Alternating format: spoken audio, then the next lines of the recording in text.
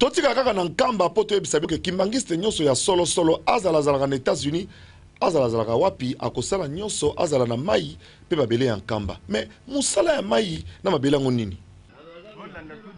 impression ya liboso batu bazalaka na oso bakomi na kati ya mboka ya nkamba ezalaka nanu ya koya na mai oyo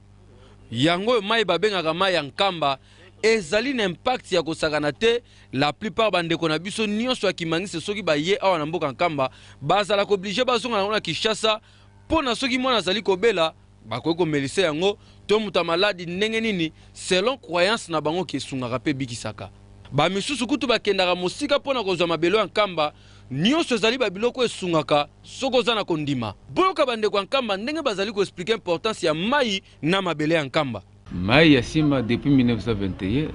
tata Simon Gimbangu tangu azwi musala azaki kosalisa batu na mai wana ezakisi ya bokoko te lusambo eza na kati ya mai apesi lusambo atindi yo na mai ya sima tango kenda mai ya sima kuna osokoli ale obiki ozongi na mbuka esika oyaki ezali pona kosokola pona komela pe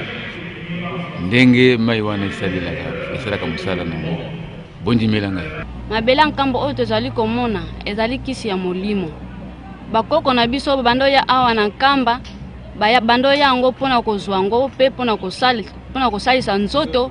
pe kosalisa milimo na biso ya solo makambo nyonso il faut za na kondima kasi ndimela nga soko komi na mboka nkamba soko dini na kata mai oyo te to soki otoki yango te même soko moni yango te ndimela ngo sale loko te ya sol